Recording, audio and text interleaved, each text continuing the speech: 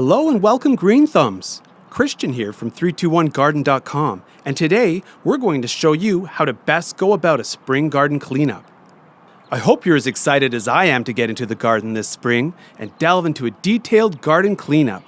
Spring is a fantastic time when we're able to reinvigorate our garden and make minor changes that we see fit.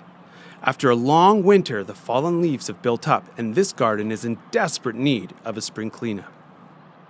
Jessica is excited to get started, so let's get into the garden. A spring cleanup can be overwhelming for any homeowner.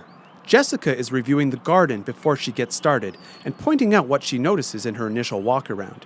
Here we can see some winter's dead branches that will need to be pruned out. This small self-seeded cedar will need to be removed, as will this self-seeded holly. Some of the plants can get pruned back to keep the size of the plants more contained during the summer. This small cedar has finally bit the dust and will need to be removed. A quick kick assures us this little guy has to go. Jessica has advised that the lower limbs of the katsura tree get removed.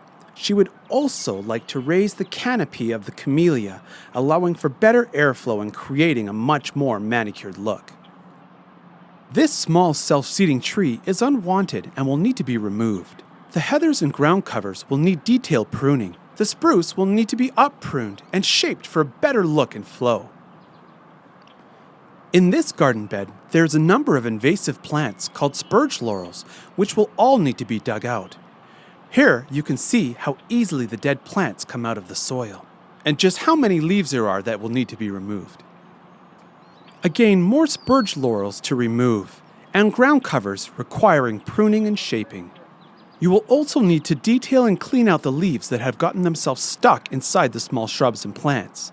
Use your hands to gently spread the branches and allow yourself access to remove all of the fallen leaves.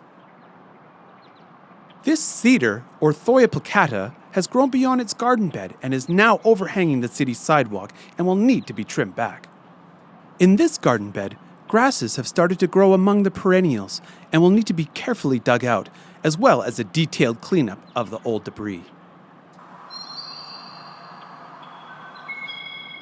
Here is a list of tools you will need: hedge trimmer, hand loppers, tarps, garbage can, small bucket, step stool, blower, hand trowel, secateurs, lawnmower, line trimmer, hand shears, wheelbarrow, digging shovel flathead, digging shovel, pickaxe, handsaw, leaf rake, small detail rake, jerry can for mower and jerry can with mixed gas for two-stroke engines, a pair of comfortable gloves, ear and eye protection.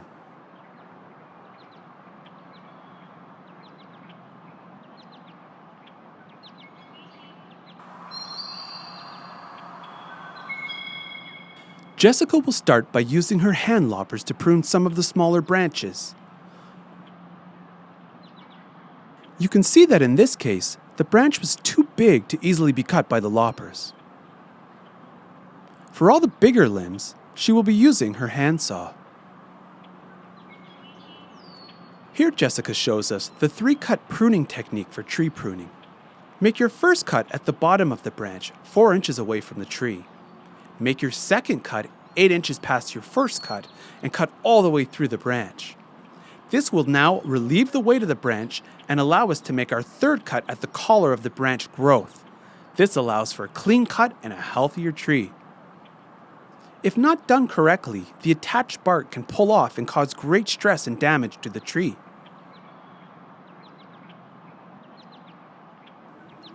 Once you have made all your big cuts, you can use your secateurs to cut off any small unwanted suckers and tiny branches.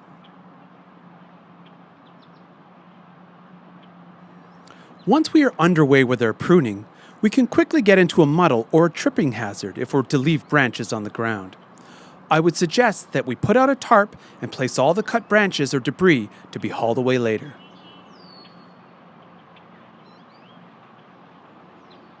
Now is time to get our camellia in shape. In order to reach the top of the camellia, Jess is going to use a stepping stool. Place the stool a foot into the shrub to allow for better strength for cutting the branches. As this camellia has grown too tall into its neighboring tree, Jess will cut 3 feet of height off the top.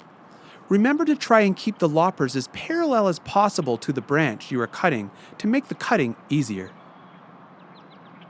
As you make your individual cuts, remember to remove the cut branches on the top of the shrub as you go. If the cut branches are left, they will not give a true sense of the shrub's size that you're trying to trim. And if you leave branches after you've finished cutting, they will dry and discolor and make the shrub look dead and unsightly. Now that we've completed our high-level cuts on the camellia, we can now move the stepping stool out of the way. Now make cuts to the individual branches and cut back to the outside edge of our ideally shaped round shrub. You can start by cutting the longest section of the branch back to the base of the branch and then eyeball it and see if you need to go further with the cut. Remember to step back and have a good look at your progress as well as to keep a clear vision of what you want the end result to look like. A great rule of thumb with pruning large shrubs is to consider the ongoing maintenance of your garden and lawn. It makes life much easier if you cut the branches back to stop them from growing over the lawn, as it makes it very difficult to mow the lawn. We also suggest up-pruning of many shrubs and small trees, as the end result is much cleaner and easier to care for. All too often, a low-growing shrub turns into a mess of leaves and debris and become home to local rodents. By opening up the base of the camellia, we also allow better airflow to help keep it healthy. Slowly make your cuts to expose an even edge around 1 to 2 feet above the garden bed. This depends, of course, on the shrub or tree and your ultimate goal and look in the garden. Now that we've completed the camellia and moved our branches aside, we can now move on to cutting down the 2 self-seeded trees. To make the job easier, we always suggest clearing the space around the tree we want to cut by removing any weed growth and debris. This will allow the handsaw to flow back and forth without being restrained. Start your cut by pulling the saw towards you.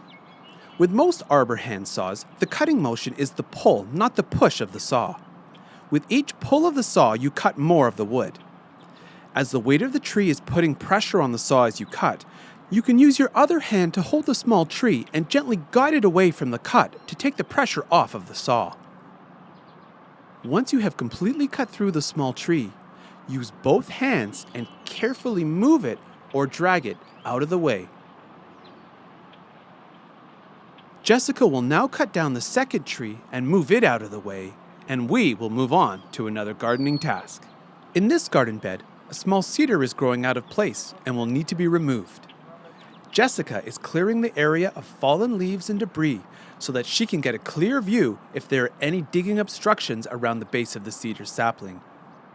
In this case, there are some small rocks that can easily be moved out of the way to provide us with a much easier space to work in.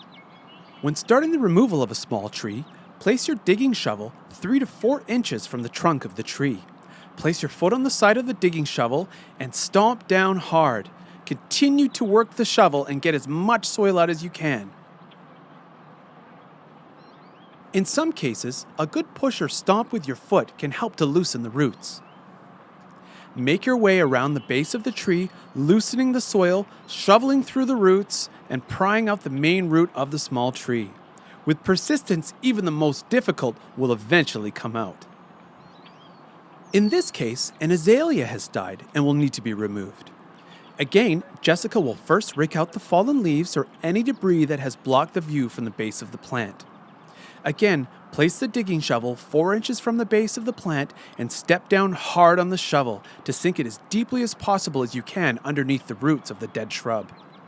In this case, the dead azalea comes out with only a few digs of the shovel. Although this shrub looks quite nice, in actuality it is an invasive species and this spurge laurel will need to be removed. This plant can be a bit tough to dig out. Again, place the digging shovel 4 inches from the plant and work your way around the root system of the spurge laurel. If the plant is problematic with coming out, move as much soil away from the roots and try to work the digging shovel as deeply as possible to eventually remove or break through the roots, and another one bites the dust.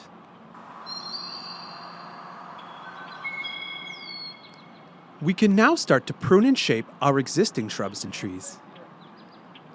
This small juniper has a number of sections that have died this winter and will need to be pruned out. Using your secateurs, cut all the dead growth out, also pulling out any leaves and generally pruning for required shape. To avoid a violation from the municipality, this cedar tree will need a gentle trimming to cut the growth back to 6 inches from the sidewalk. The job is easiest with a hedge trimming machine. Jessica will gently review the process for starting the hedge trimmer. Push the clear plastic primer 5 to 10 times. Set the choke to on. Turn the machine switch to the on position and pull the start cord till the engine turns over. Then switch the choke to off and start the trimmer again. Give the finger throttle a good pull and rev up the engine. Always make sure to use protective goggles and glasses when using the hedge trimmer. Always start on the right and move to the left. Place your right elbow into the body for stability and gently move the cutting end of the hedge trimmer slowly up and down, following the straight line of the sidewalk as a guide. While Jessica has the hedge trimmer out, she will also shape the other cedar shrubs to provide a cleaner, rounded, manicured look. Fairly slowly, moving the cutting blades around the shrub, taking off a little bit of growth at a time till you finally reach the desired shape. This weeping hemlock has grown right down to the ground and is truly in need of a shaping and a pruning. Jessica will use a pair of hand shears to up-prune the shrub, pulling its long growth out from the soil and opening up the inside of the weeping hemlock, raising the canopy by 1 to 1.5 feet. The straight level trimming will allow for a clean look. Jessica will also clean out the inside of the hemlock, removing all of the dead branches and blown winter leaves that have greatly built up over the years. Using secateurs, now you can prune the top of the weeping hemlock to cut off any stragglers or odd-looking growth, again until you reach the desired shape you were going for. Jessica will now take her time to gently prune and shape any other mid-level shrubs that require her attention.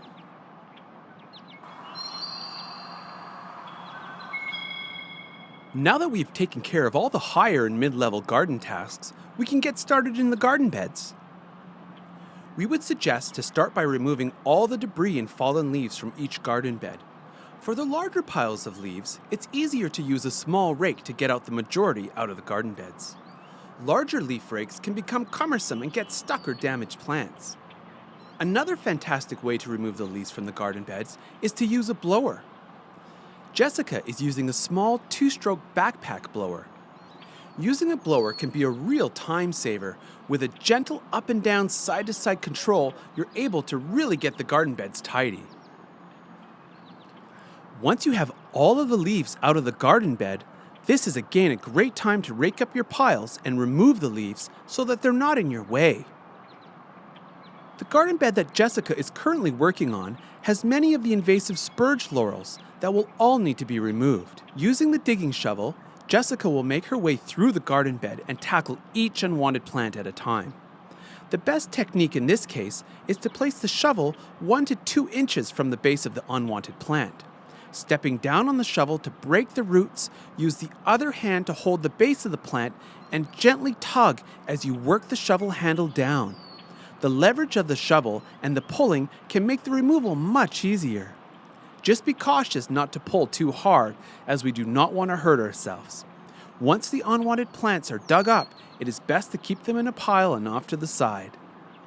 Jessica will move on and use her hand trowel and focus on smaller weeds and grasses that have grown in the garden beds. Holding the trowel with your right hand, if you're right-handed of course, push the blade of the trowel under the base of the weed. Using your other hand, grip the weed you are wanting to remove while pushing the trowel handle down. At the same time, pull up on the weed, gently wiggling if necessary. The goal is to get as much of the root out as possible. In some cases, weeds may be growing around the base of plants we want to keep, in which case the same action will work, but be careful with the roots of the plants you want to keep. When weeding, it is much easier to be able to throw the weeds into a small bucket versus a large garbage can, as you do not have to reach as high each time, and also the weights of the weeds and soil can add up quickly, so a small bucket is much easier to deal with. Jessica always advises to start by weeding in a far corner and working your way over from there. In some cases, if the weed roots are deep, such as dandelions or bluebells, it is best to use a digging shovel so that we can get the main root out and eliminate the same weed from regrowing.